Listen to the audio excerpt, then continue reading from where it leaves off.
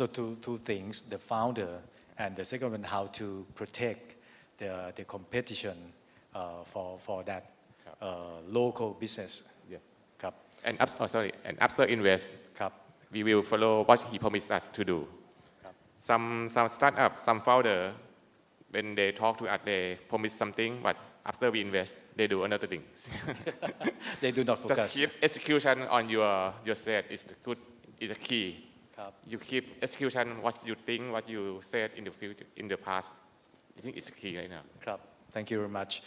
Now I would like to talk about the ecosystem, and as far as we know, not just only the government, but a lot of companies and also some state enterprise are trying very hard to improve the ecosystem here in Thailand.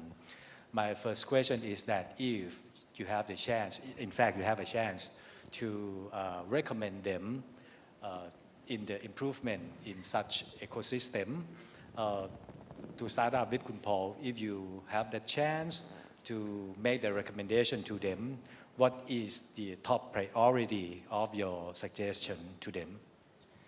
I mean, I think there's a lot of examples out there, I think, of countries setting up, laws and policies to really encourage companies to set up in for example, like Singapore. And I think that, there's a lot of, I think Thailand can learn from that. And I think the number one thing is, how quick you can actually set up a corporate entity. I mean, it's very difficult, in Thailand to actually set up a company, or even wind down a company as well, for in case startups, don't make it and they have to wind down a business. And just I think the laws and the regulations in Thailand, I think that definitely needs to change to adapt to a more kind of agile, more global, startup ecosystem. And I think with that, it's not just about encouraging local entrepreneurs, but rather being able to attract global talent that would want to come and set up in Thailand. I mean, you already have, the quality of life being very good here. For us, it's, easy to recruit people to come move to Thailand and work for our company, whether it's from India or it's from the US. But, when you try to get them to go to Jakarta, for example, very difficult, right? And so, I think that Thailand already has that quality of life advantage, but from a business sense, I think, there's still, a lot to improve, I think, from that perspective. So the first thing is to consider the improvement in the legal framework in everything, not just only the commercial law, but the other environment of the law. ครับ คุณยอดครับ if I ask for your suggestion to improve our ecosystem here in Thailand to be competitive in terms of the startup promotion, what's your suggestion? We just had this conversation this morning with Pimot and with the Rathamantri Kaswang with the Science Minister. Dr. Achaka. Yes.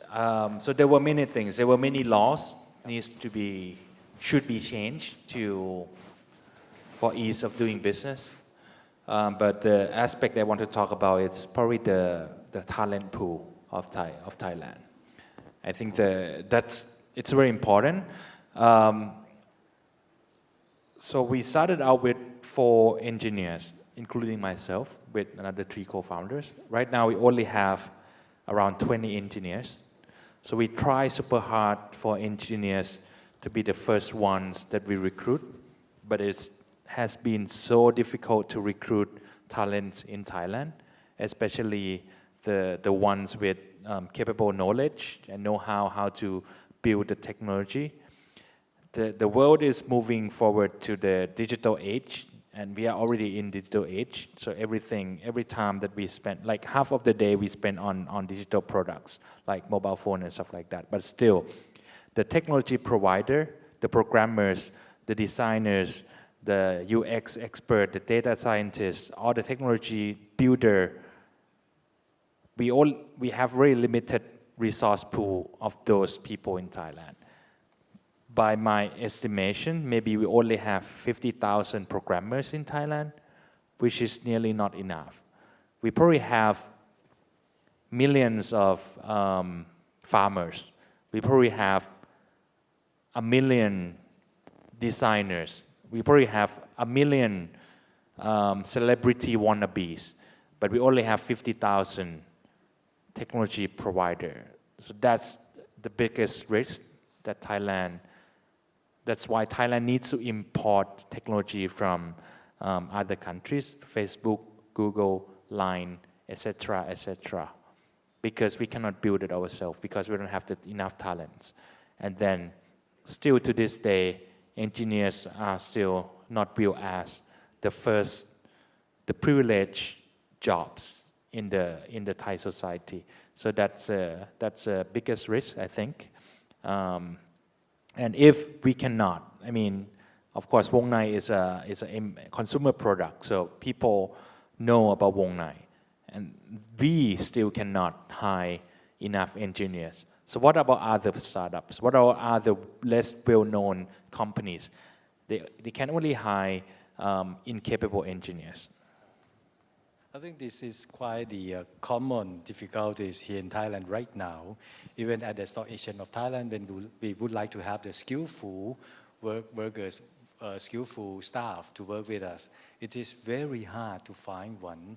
And according to your estimation, you say that we might have around 50,000 Software engineers, which surely not sufficient. We probably need 1 million ครับ to be competitive. ครับ Unfortunately, I was the professor in the university. You know, a lot of programs has been open to teach on the IT, but unfortunately, they do not produce any programmers into the industry, right? So if this is the session that we can convey the message to our government, especially for the Ministry of the Education, this might be the very crucial points for the improvement, not just only for startup, right?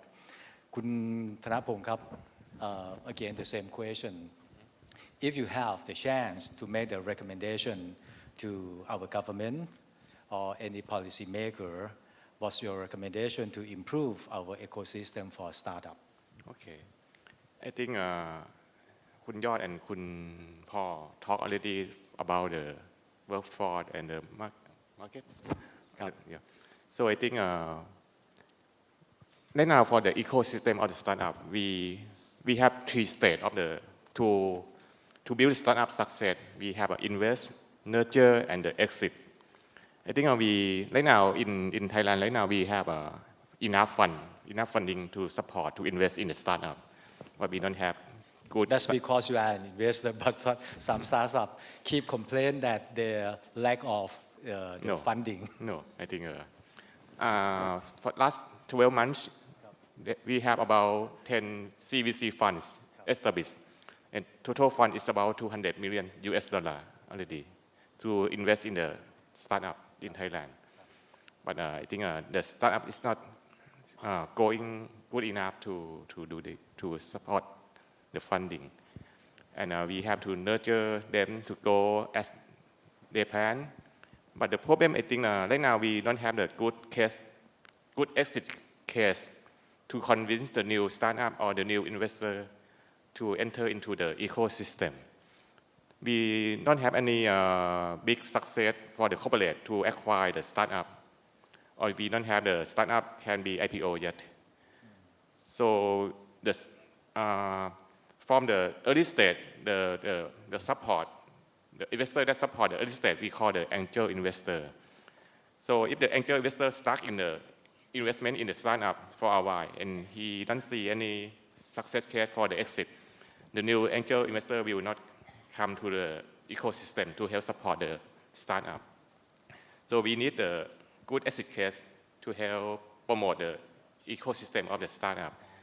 Right now, I think the SET also planning to set up what we call the live, Live. the new platform for the startup to buy and sell the secondary market. I think that's good way that we have to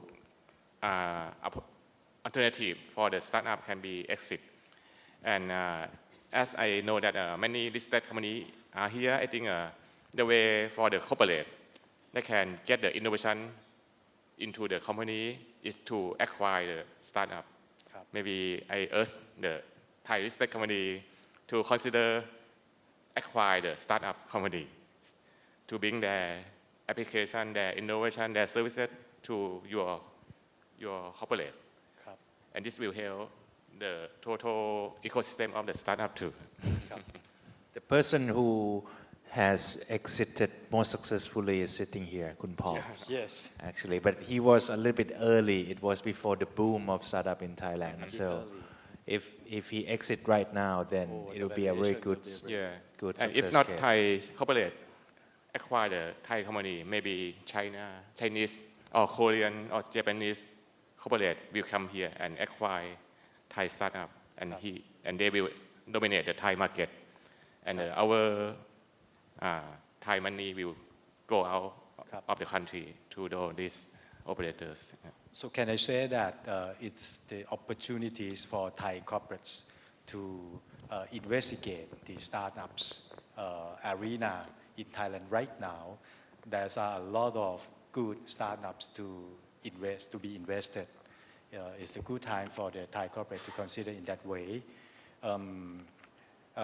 Thanks for Khun Mot to talk about the LIVE or LIVE, which is the new platform that we are going to launch by I think the early fourth quarter of this year or the late third quarter of this year. In fact, the composition of that LIVE platform is not just only the secondary market or electronic trading platform, but we are going to start with the matching between the startup and the investors. For more detail, if you would like to know, please visit our website that I think right now we have already launched the information on there. Again, so come back, I think might be the last round for us. Talking about ecosystem once again, but in the comparative way, especially on the Southeast Asia, let's say the Thailand, Singapore, Malaysia, Indonesia, Philippines, and even the CLMV. May I start with Kun Paul first to give the idea in terms of the comparative aspects of the ecosystem among these countries? Sure. I think you have to also think now in terms of technology and startups and which vertical and category, right? For example, whether it's fintech, edutech, agtech, agriculture tech, even travel technology or marketing technology. So, when you think about fintech, Singapore and, Hong Kong are trying to be the hubs for that, right? For rest of the world, not just for their own countries. And so, I do see that the whole ecosystem is, being kind of maturing and then splitting and dividing up into, if you were to launch a startup in the travel sector, in the agriculture sector, where would be the best country to do it in? And I think that, for Thailand, especially for, whether it's travel, and I think that's one of the reasons, with all the restaurants, why Wongnai, I think, is successful, is because, it's really very tailored to the Thailand market. But actually, it's also applicable to Indonesia market. But, in terms of the type of startups, it's very key. I think Thailand can position itself to be the leader in specific categories. You already have Thailand, Indonesia as the two biggest economies. So I think just from that, naturally, you should already be attracting a lot of interest from, it's basically entrepreneurs wanting to set up. And I would also, I know a lot of the tech sector doesn't cover other entrepreneurs, but I see a lot of new brands, whether it's consumer goods, it's, new restaurants, right? But entrepreneurship in Thailand, I think, is very strong. It just doesn't happen to be 100% in tech. And maybe it's because of the engineers that Kunyat were talking about. But I see that, the expansion of Thai companies into, Laos, Cambodia, Vietnam, right? Very aggressive. And you see Thai companies expanding. Yes, they are in a more traditional businesses. But I think that that entrepreneurship is definitely there, and I think that Thailand is positioned very well in Southeast Asia. But in the tech sector, that's where I think we're lagging behind, and I think where Singapore has done a pretty good job of creating a hub and making it easy for companies to set up. And I think that Thailand, should catch up to that. I think Malaysia is trying to do the same thing. They're trying to follow Singapore. But I think that Thailand even has an advantage over Malaysia, but they could lose that lead, I think, in the long term. And Indonesia is just another market within itself. It's similar to India and China. It's trying to protect. I mean, you can start to see that the government there want to change some of the laws to to be very similar to China, to figure out how to protect it from foreign companies setting up. But I think that that's an advantage for Thailand to actually be that regional hub instead of Singapore. So it depends on the focus of the startup. For example, if we are going to have the agricultural tech or the traveling tech, Thailand might be in the advantage comparing to the others. But for the fintech, Singapore, right, might be better. I would say also even logistics as well in Thailand is very strong as well. ครับคุณยอดครับ also the same question. According to your opinion, in the comparative way, how do you think about the ecosystem in the Southeast Asia? Because you are right now the very big startup, so you have a choice to go in not just only Southeast Asia but the others. In the comparative choices, how do you think that one particular country is better off comparing to the others? So we still don't have any plans to go outside of Thailand. The basic reason is because we didn't set up the company to be this way, to be that way. I think it's a decision you have to make from the early days, whether or not this is a Thai company, more regional or global company. And I think that's most of the Thai people lack, because our market is not small. It's pretty big. It's sizable. It's good. It's nice. The country is good for living. The quality of life is pretty good for urban people. So that's why my automatic choice when I started was to start in Thailand and do business in Thailand. And we saw a lot of people from older generation, from our parents' generation, being successful in Thailand. So we think automatically that our market is in Thailand. Whereas people who are more internationally raised, like Kun Paul or many other Farang, they think differently. They start the business of to be global company or to be regional company from day one, and I can see the difference. I can see the difference in the people who they hire and the way they execute and the way they pitch, basically. So for us, that window of opportunity is now closed until I open it up again, because the timing is not right. Because if we go outside of Thailand now to take Wongnai to other countries, we'll find like-for-like competitions in other countries. So we need to compete with sweat and blood instead of competing with advantage. But if we started off with bringing Wongnai from day one to other countries, then it's a different story. Because at that time, we'll have some leeway, we have some first mover advantage, we have some technology advantage. But right now, we don't have that. So that's why I still think that Thailand is still a good market for us. And the way we grow is to add more service in Thailand, which is comparatively easier than doing the same thing in other countries that have similar competitors. So, but coming to my point, I think that the drawback of Thailand ecosystem is also about the mindset of the people who live and was raised here.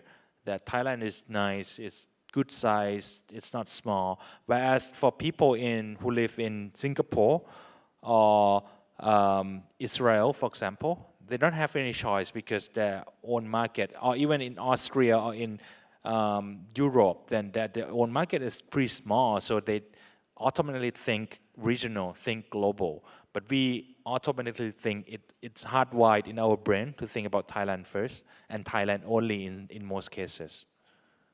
Yes. Thank you very much. Thailand first and Thailand only ครับคุณธนพงศ์คุณมดครับครับคุณมดนะครับ My last question for you might be different from the other two because you are again investors. For the CVC role, how do you suggest the Thai companies? Because right now I observe that only the big conglomerate in Thai environment who set up the CVC. Is it possible for the smaller corporate to set up the CVC and have the same spirit as the big conglomerate does right now?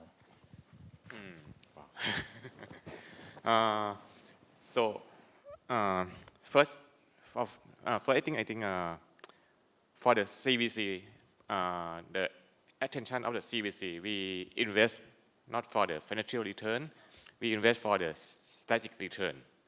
So when we invest, we look for the company that can support our existing services. We have the company that have something, have services that can help our operation, help us cut the cost, something like that. And usually the startup in Thailand not cost so much. So I think even not the big company, but if you think that you're looking for some innovation and something that outside your of company that maybe have a good innovation, because to have your own lab is cost so much. So I think invest in the startup also a good choice for the medium and smaller company too. And right now I have many friends from the not the big company asking me to maybe not invest, to be partnership with the startup, to do something together, and maybe like to them to share together, not to invest, not to put any capital in the startup, but they can have some service set, something that can support together. To have the synergy. Thank you very much. I think Kun Yod has some would like to add more something because you hold. I would like to echo Pimot's earlier point that I think for any companies that have cash and don't have any growth, they should put money in startups. Because they could not grow by themselves. Yeah, so you find external growth. That's another strategy growth for the company. Yes, because that's very interesting. I mean the easiest example is I'm not sure if I can mention names, but some big bookstores, for example, or some big like book publishers, who used to be big, but then they forgo. I think I know the name. Yeah, they didn't put any money into Ukbi, for example, when Ukbi was still small. Yes. But right now, Ukbi overtook them to be bigger than them. So how regretful is that? That could be the MBA case. Yes. I do agree that, the only reason for us how we were able to exit or sell our company was it wasn't necessarily strategic value. It was just direct threatening to a big conglomerate or a big company that you were going to basically take market share from them. And we honestly still think that unless you become a threat, right, in business, it's not fun and games. Unless you threaten a company and their future revenue streams, right, then I think that you will not get acquired, right? And this is where I think that the startups of today have to be fairly even more aggressive now, and it's because yes you can have these strategic partners, but we've done a few strategic partnerships where in some ways it's a cheap way for them to basically get insight into your business and try to learn how to compete with you, right? And so I think that, it's actually better to be more threatening than actually to be more strategic. And it really depends. I think when you're in America and you're in the US, it's different. You can be strategic, right? But out here, I think that whether it's the conglomerates, the big companies, they still have very kind of old world thinking of, protection and, just they're very competitive themselves, the conglomerates. And I think that you have to be, similar for them to actually respect you. And when they respect you, then they think that you're a good acquisition target. Turn them to be our friend rather than to be the competitors in the future. Right. I'm so sorry that we run out of time. It's right now 5 o'clock already. In fact, to talk about the startup, it's not a very new topics right now in Thailand, but not much people who will understand in the startup, especially on the startup ecosystem. At the Association of Thailand, we put our effort to develop and to fill the gap of the ecosystem. And of course, before we go into that, we have to listen to everybody in the industry before we are going to develop anything. And the success of our implementation that we call LIFE, LIFE, which stands for Launchpad for Innovative Vehicle for Entrepreneur, LIVE, which we are going to announce by the next event, the Startup Thailand, early next month. Of course, we need the support from our colleagues in this startup ecosystem, and without that support, we are not successful in that implementation. Vice versa, the success of that implementation will be fruitful for the startup ecosystem that we try very hard to develop or to fill the gap of the improvement. Thank you very much for our panelists. May I address the panelists once again. Kun Thanapong Ranong, Managing Director from Beacon Venture Capital Limited.